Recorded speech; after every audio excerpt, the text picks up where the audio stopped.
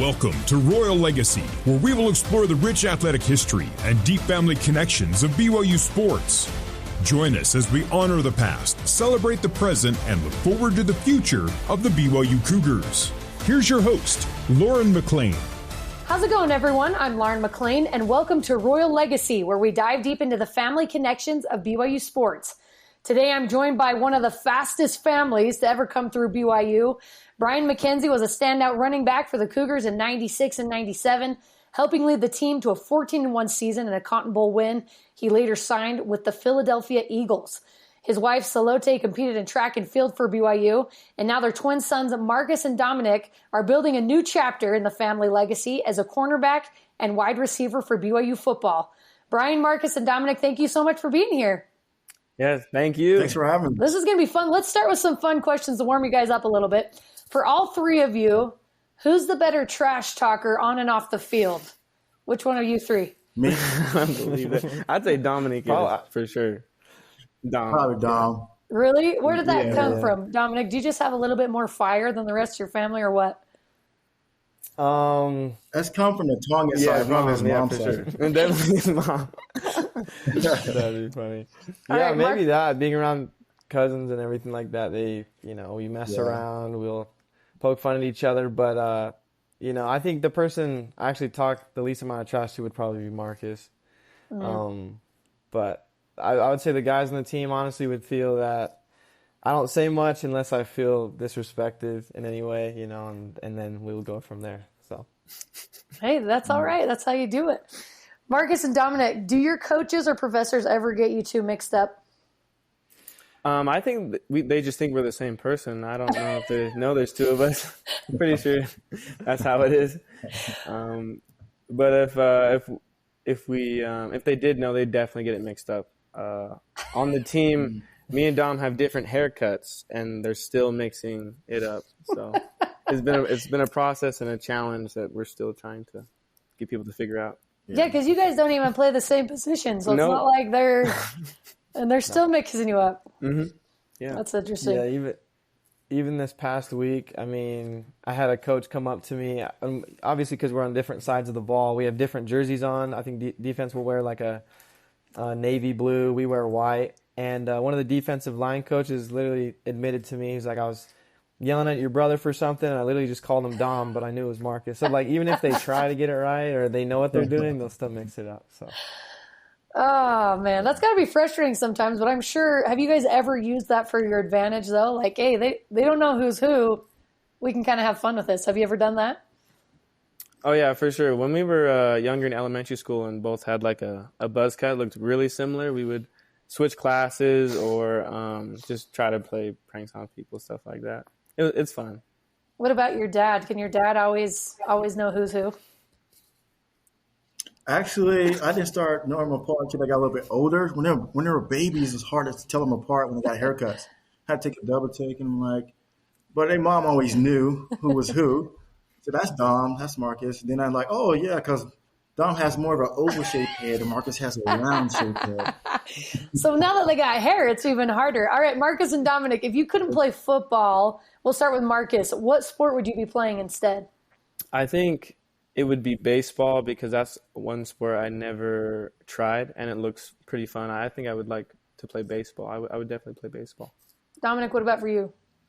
I thought Mark was going to say track. We'd probably be doing track.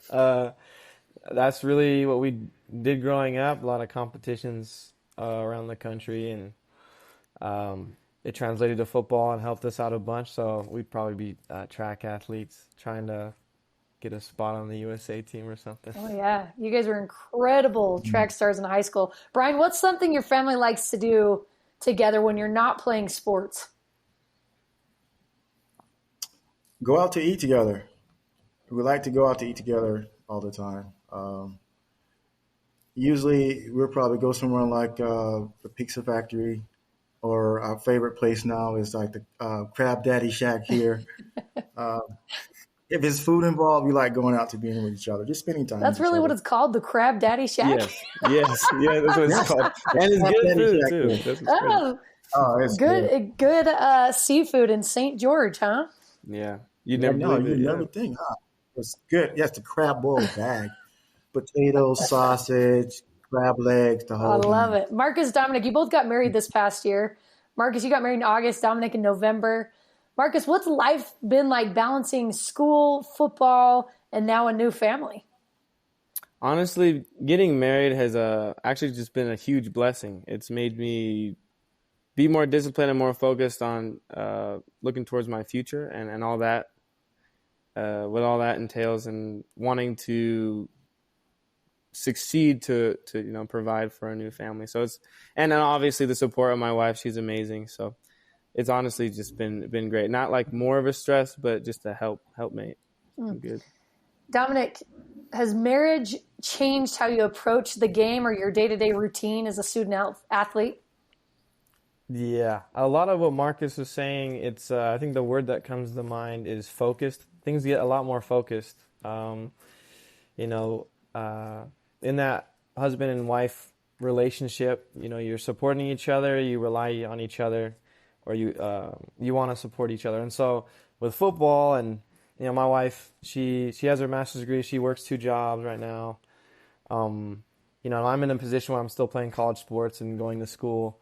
It can be hard to kind of feel more of a balance. Sometimes she needs to sacrifice a lot more than me, and other times I'm sacrificing things that seem more like a game. And so it's a little bit of a give and take, but it always works out. I mean, we love each other. We're focused on what needs to get done, and ultimately that makes me want to perform better on the field and make all the time spent in school and football worth it. So that's cool. A lot you learn in marriage.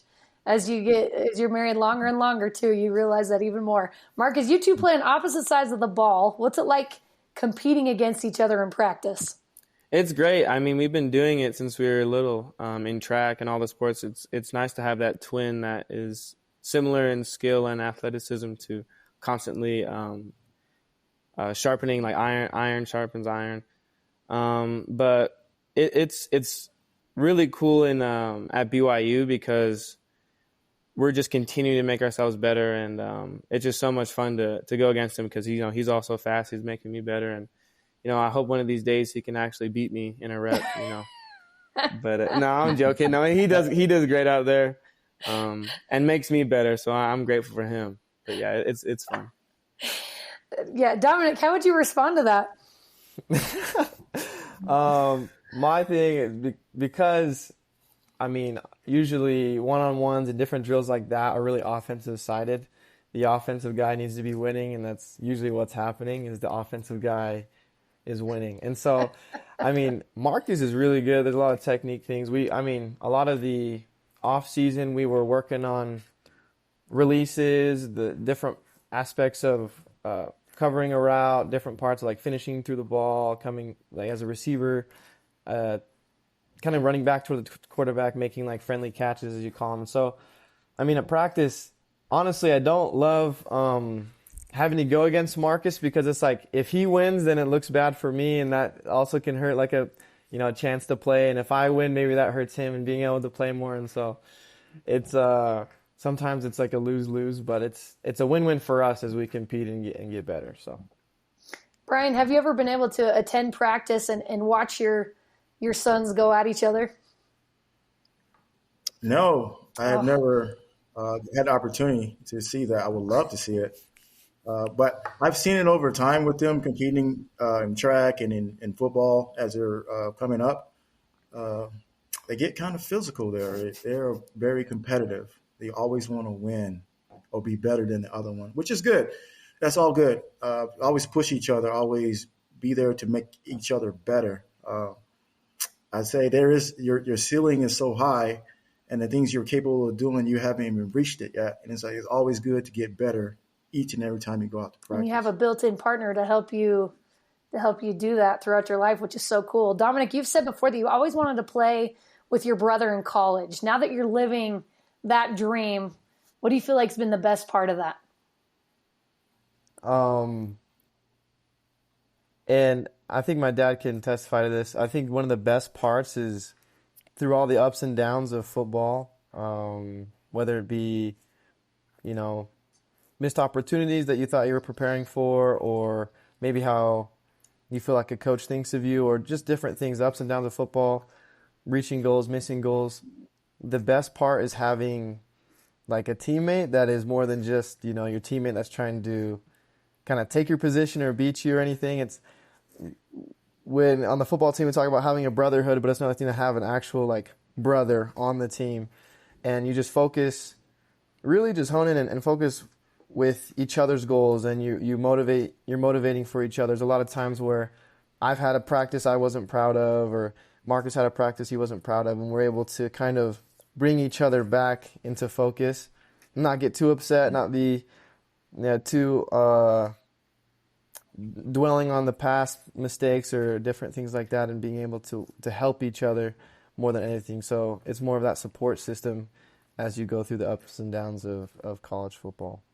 Yeah, Marcus, what's it like for you having Dominic, not just as a teammate, but also as someone who's literally been there with you with every step of your life?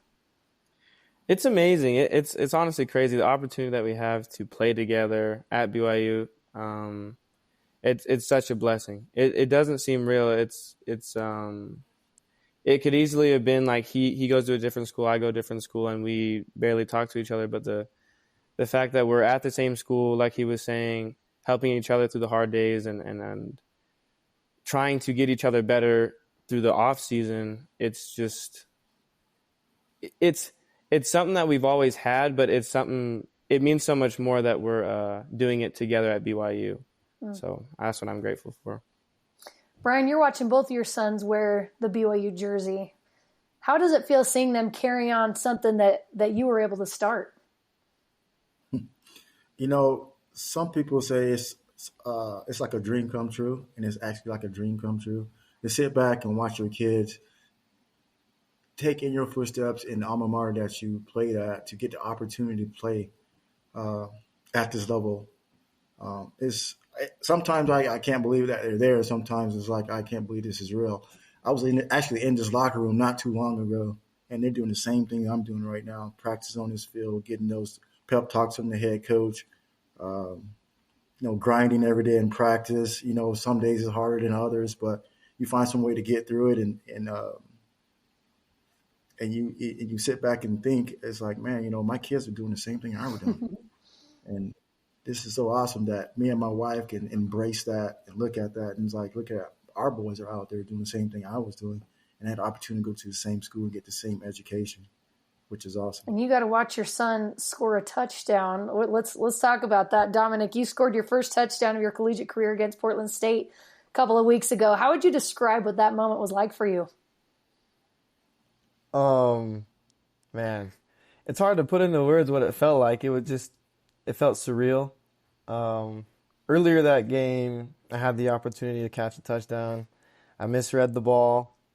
It was it was catchable. I missed it, and I thought that was my chance, and so I was really, really upset because you don't get a lot of opportunities. Later in the fourth quarter, we ran the sweep, and I was like, I have to score on this, and so just ended up working, just saw a hole open up, hit the hole, and after I felt like I didn't get slowed down at all, I knew I was going to be able to get into the end zone. And so it's crazy as I was running the end zone for that first touchdown and everything. It was like, not like I blacked out, but I remember a moment where I was like, this is actually happening. Like, I'm actually scoring. And then I got it, and it was the best. It was the best. Brian, what was your reaction, and maybe your wife's as well, when you saw Dominic run for 41 yards, by the way, for a TD? What was that like? My reaction, I saw him get the ball. I was like, let's go. And he hit the hole, and he broke away from him. Like, let's go. I actually sprinted from one of the portals all the way to the – I almost pulled a hamstring. I was like, go. And he got in the end zone. I'm like, yes. And people looking at me like, he's crazy, because I just saw him sprint from there to there, and I almost pulled my hamstring. But later on that night, I felt it. I really felt it. But it was like the best moment ever. I think I sprint faster than him at that time. You beat him to the end zone before he got there. I beat him to the end zone. Oh, that is so awesome. Brian, you were part of one of the best teams in BYU football history in '96, winning the Cotton Bowl. When you go back to LaVell Edwards Stadium, What's going through your mind? Oh man. One thing is that we were so competitive in practice. I mean, and being there for the first time in practice, I'm like, man, this is the first time I ever had my name on the back of my jersey. This is the first time I'm actually here playing D1 ball at practice here. And we had that scrimmage in Lavelle LES for the first time. And I remember getting the ball, breaking a couple tackles, and scoring and stuff in practice. And I'm like, man, dude, this is unreal. It's like I'm surrounded by some of the best players that ever played at BYU. We had Chad Lewis, and we had Tula Mealy, Kaipo McGuire, James Dye, Omar Morgan. I can go on with the list. It's just the people that they brought in to make that team that I was a part of. It was so awesome. It was something that I'll never forget. And to go 14-1 that year, it was something that I didn't think we were going to do or we were going to achieve. But after beating Texas A&M in the Pigskin Classic, I thought anything was possible. Incredible. Anything was possible. Marcus, how much did you know about your dad's career at BYU when you were growing up? How much did he tell you? That's the funny thing. He actually, my mom had his jersey hung up, nice in a glass in our kind of like our game room.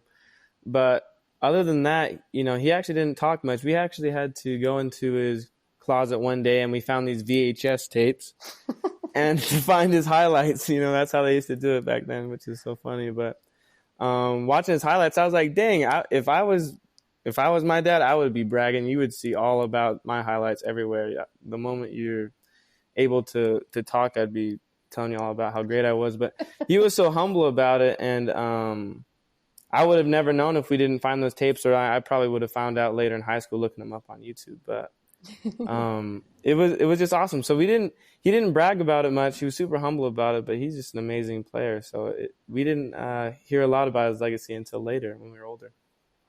Dominic, how did your dad's knowledge of the game of football and maybe some of his stories from BYU shape your own goals that you wanted to achieve while you were growing up?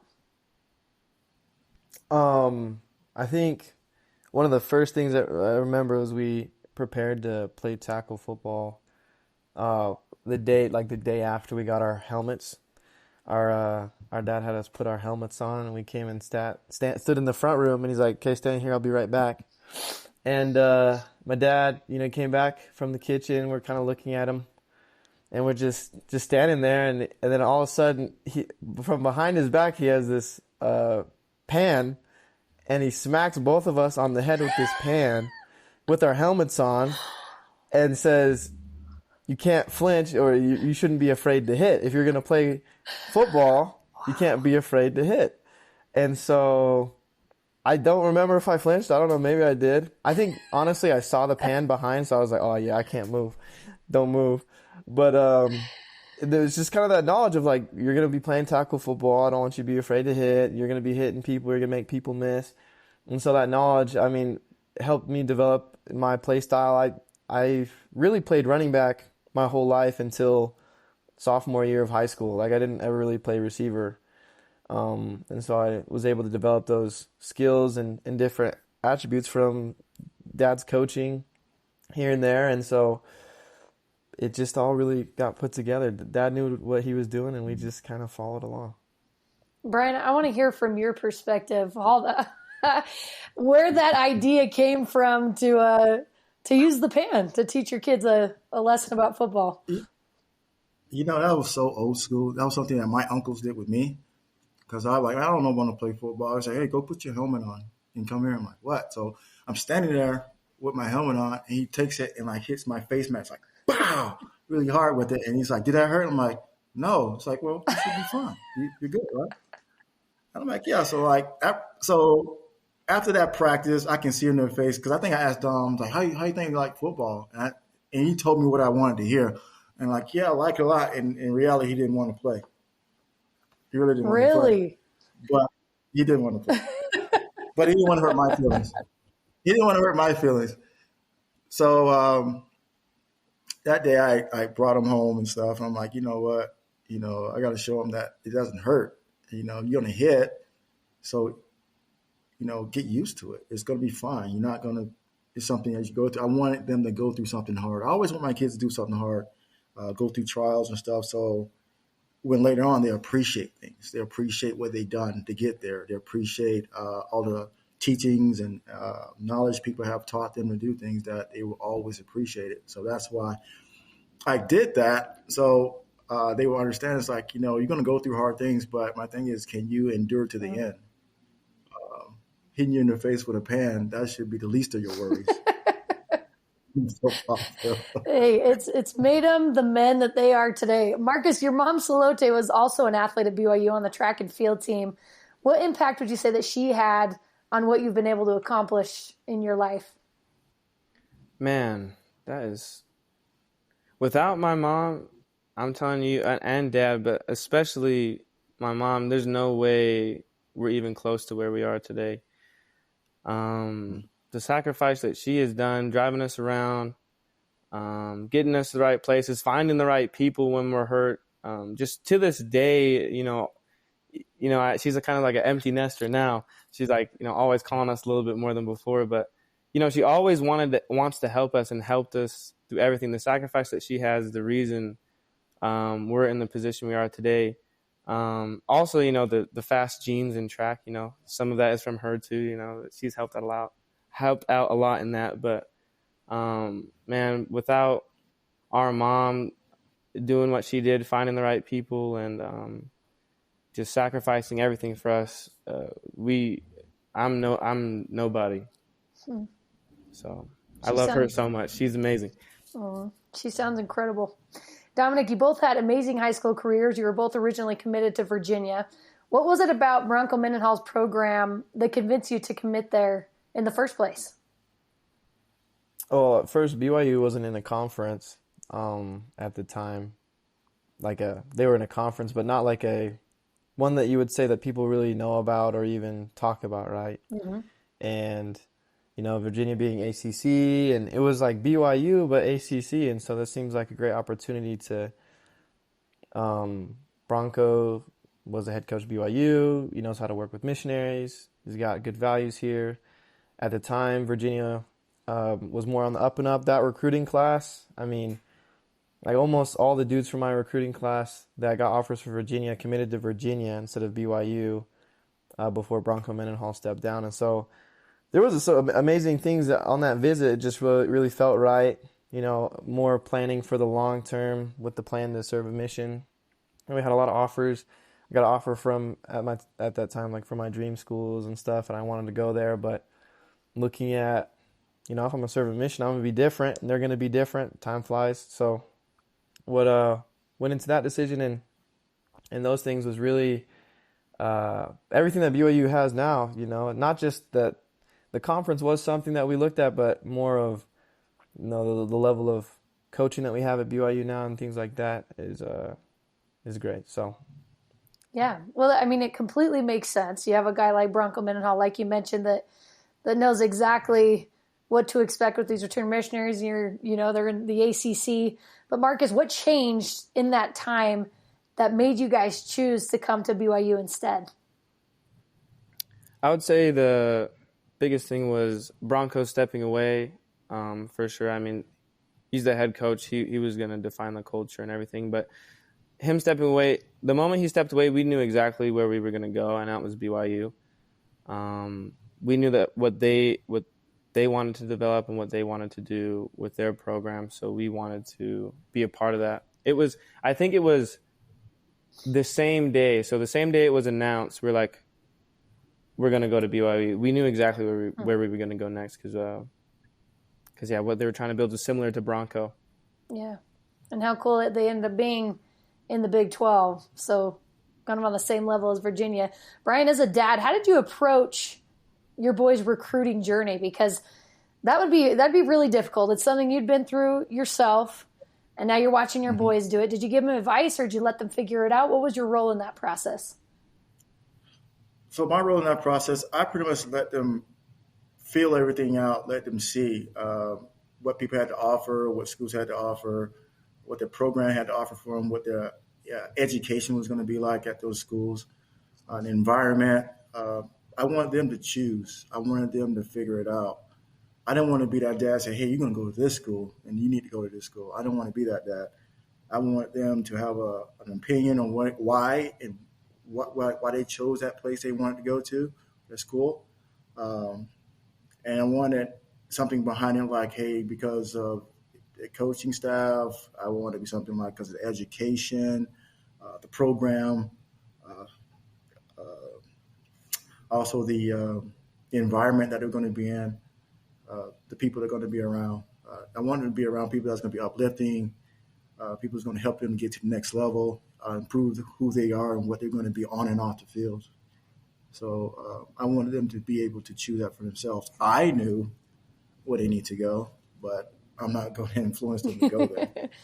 Well, I know Cougar Nation was really excited when you two decided to come back to BYU in Provo. We're going to take a quick break, but when we come back, we'll continue our conversation with former BYU star running back Brian McKenzie and his twin sons and current Cougars, Dominique and Marcus. This is Royal Legacy.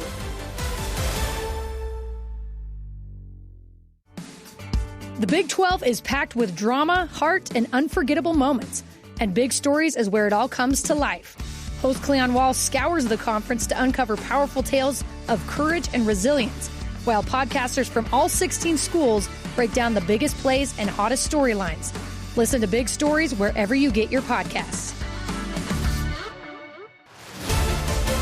And now back to Royal Legacy and your host, Lauren McLean. Welcome back to Royal Legacy. I'm Lauren McLean here with former BYU running back Brian McKenzie and his sons and current players on the BYU football team, Marcus and Dominic. Marcus, you served a mission in Arkansas. What is something you took away from that experience that you feel like still sticks with you today? Man, the people of Arkansas, I was serving in the inner city for a little bit and a little bit in Mississippi State area. But just the trials that people go through, but are still willing to, trudge forward and work through those trials, man. It was such an example to me, and realize the blessings that I had. And, some days I would be tired and think things are hard, but realizing that people that have it a lot worse are doing harder things to help their family or help their situation. That stuck with me, just realizing that I've been blessed and I need to do great things and be more grateful for my position. Dominic, you served your mission in Georgia, and it's such a difficult decision for both of you to step away from football. It's such a critical time in life athletically, but what's something you gained on your mission that you think maybe helps you in football? Something from my mission that has helped me in football would be preparation. I think preparing and understanding the power of preparation on and off the field, things that you do off the field that help prepare you for what you need to do on the field, and that mindset to be consistent when working toward a goal, working toward anything, if it's learning a playbook, if it's improving at your route running, improving in the weight room, nutrition, whatever it is. Being able to have that habit on my mission, I had a habit of, had a little notebook, and every time I thought of something that I needed to do or needed to complete, I would write it down and have kind of a checklist of what I need to do. If I had ideas or different things, it would go down in there, and then when we needed to make phone calls or we needed to do certain types of contacts, I would pull out that booklet and realize what I need to finish. And so just in the way that my mind kind of works, I get distracted by another task. Like I need to do this and that. Sometimes things, I miss them. And so from my mission to the football field, preparation has been one of the biggest skills that I developed. And I can only imagine that football's not always fun. I mean, when you're talking about like the day-to-day grind, right? I feel like a mission, the monotony of that daily, like you mentioned, the preparation and all that, it kind of has to go over to football as well. Because is it similar in that way where you're like, I don't always want to wake up that early and lift weights and do all that? Do you think that the mission helped you in that way as well? Very much so, yeah.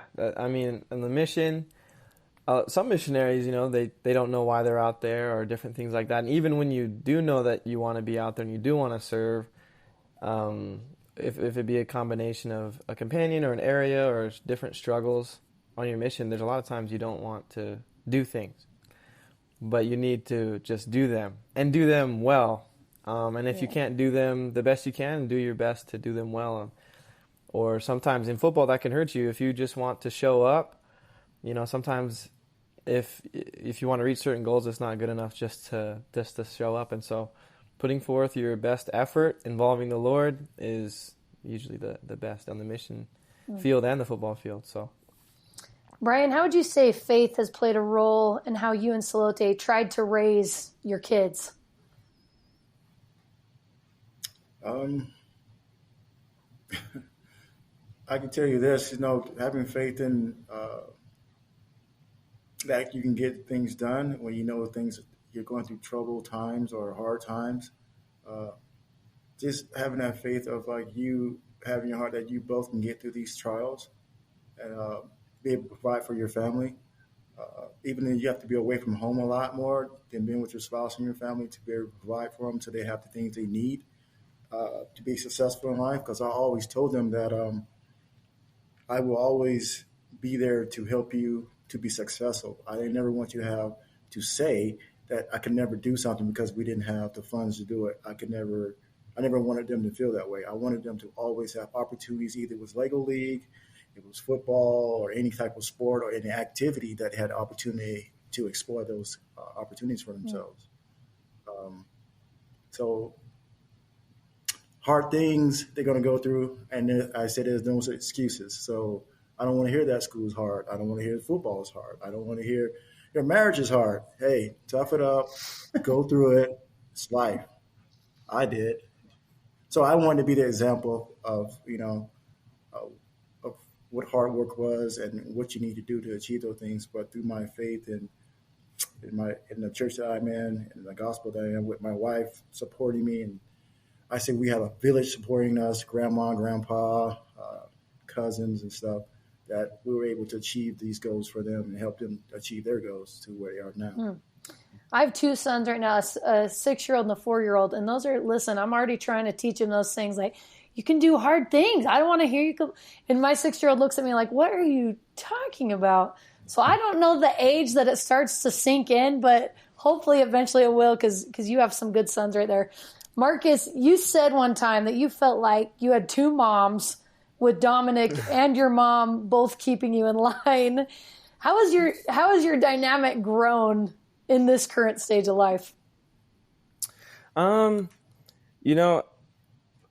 back, I'm actually grateful for what Dom helped me with. Feeling like I had two moms always on me and keeping me straight on what I need to do. But it's kind of changed up now, where I was able to come in a year before Dom did, so I was able to help him, and I still wanted him to experience a lot of the things in the football, but being able to help him and kind of switching the roles and telling him what was kind of expected or what he should try to do when he first came in was cool and interesting, because usually when we were growing up, he was helping me out or trying to help me out. So the role switching and me trying to help him out now has been an interesting dynamic.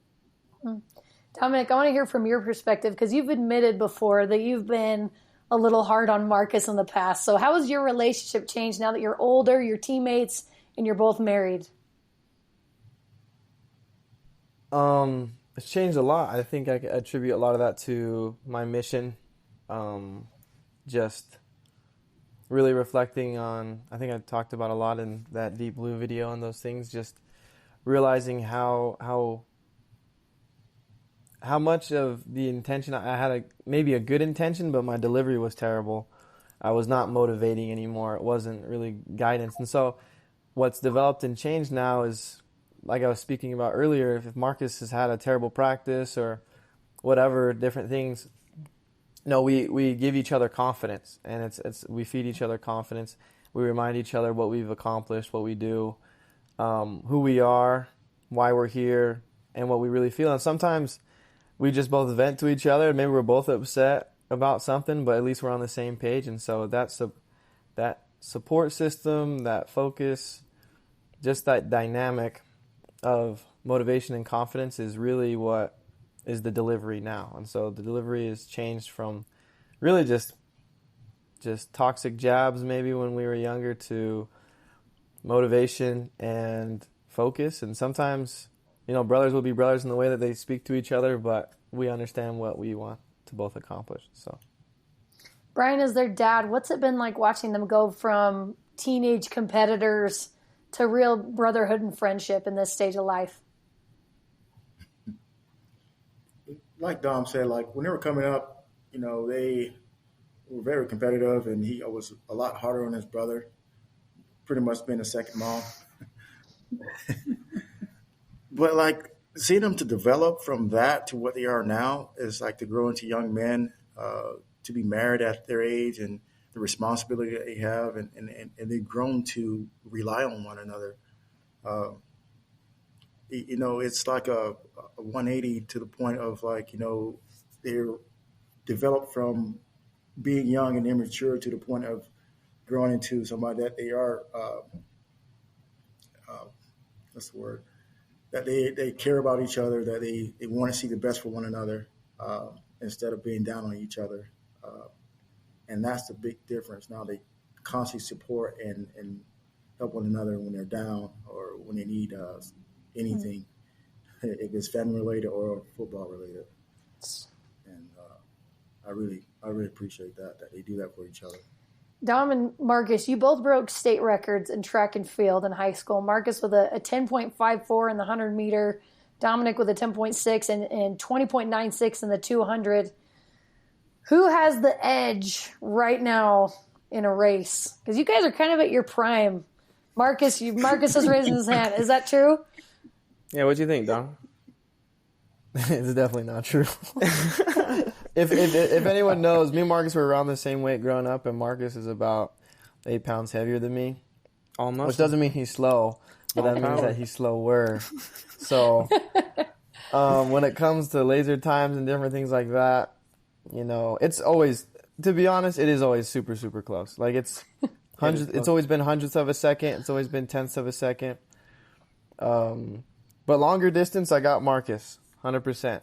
That's fair. And then shorter distance, it's going to be a lot closer. So no, I got it. Marcus is probably going to get those wins, and so yeah. You guys probably hate always being compared to each other, but just so you know, it's not just that you're twins. I think it's just any brothers, any siblings get compared to each other. But Brian, when you think of yourself, you were fast. You were so fast when you played. When you think of your prime, do you think you could have kept up with your boys? Oh, yeah. I would have blew them out of the water. Are you kidding me? Yeah, right. 100 yards, forget about it. Oh, I love it. Brian, when did you know that your sons were going to be special athletes? At what point in their development were you like, these guys could make it to the next level?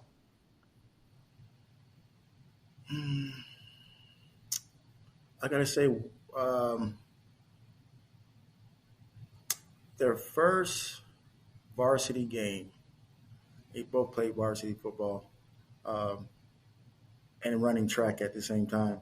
To see these guys, how they prepare, how they work hard on and off the field, especially with track. Track is a different monster. It's a different animal. And for them to be able to convert over to playing track and doing basketball and doing football, they can do these things well.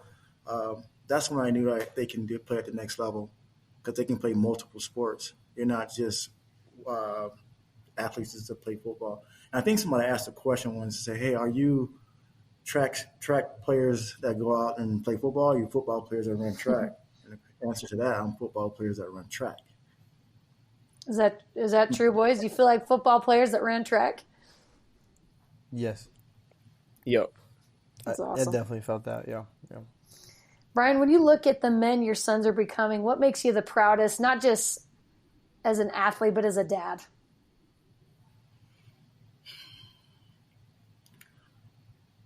That they both chose to get married. They both chose their own path and what they wanted to be. in what they wanted to do. They constantly be good people. That's the only thing I hear from them. You got really good sons. You really got really good boys. And for somebody else to tell you that don't know you, that's the first conversation. That's the first thing in the conversation, that you really have good sons. That means to me more than any sport that they ever played or what they do on the field, is that people recognize that they're good men. And I can't say more about it. I mean, I'm blessed to have them as my sons and to carry my last name.